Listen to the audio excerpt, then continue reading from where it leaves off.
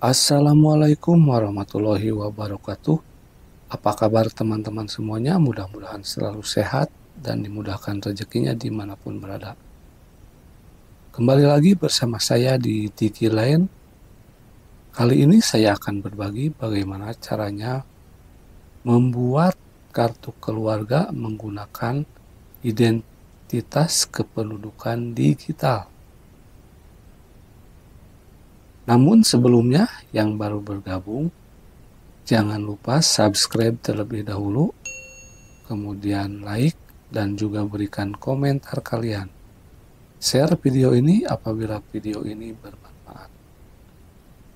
Oke, langsung saja saya akan praktekkan bagaimana caranya membuat kartu keluarga atau mencetak kartu keluarga dan merubah kartu keluarga melalui aplikasi identitas kependudukan digital. Langkah pertama yang harus dilakukan yaitu masuk ke aplikasi identitas kependudukan digital. Selanjutnya, pilih pelayanan.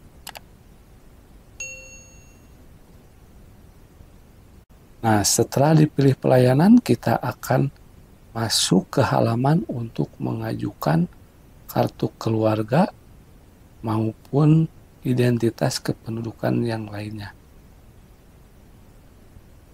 Nah, di sini ada beberapa permohonan yang dapat diajukan ya, ada beberapa layanan yang dapat diajukan.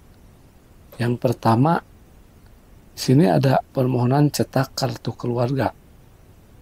Kemudian ada yang lain-lainnya juga.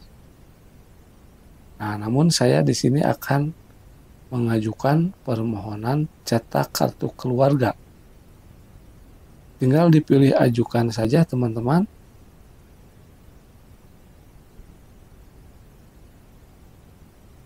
Dan data akan muncul. Kemudian pilih pengajuan pelayanan.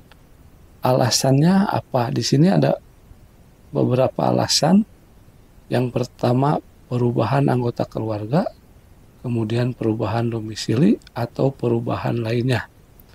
Nah, bisa dipilih salah satu, misalnya perubahan anggota keluarga. Kemudian di keterangan, tinggal dimasukkan, misalnya ada penambahan anggota keluarga baru, misalnya kelahiran anak baru dengan nama siapa, silakan dituliskan. Setelah selesai, masukkan captcha ini ya teman-teman. Kemudian pilih ajukan. Setelah selesai mengajukan, maka data pun akan diproses. Dan kita bisa melihatnya pengajuan itu di pemantauan pelayanan. Jadi di sini ya teman-teman, dilihat untuk memantau pengajuan yang kita ajukan. Nah, dan inilah pemantauan pelayanan yang kita ajukan teman-teman. Di sini ada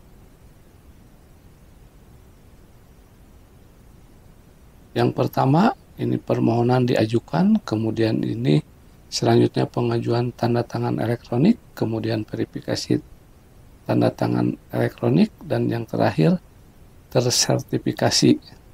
Apabila proses ini sudah selesai, nantinya kartu keluarga akan dikirimkan ke email yang terdaftar ya teman-teman.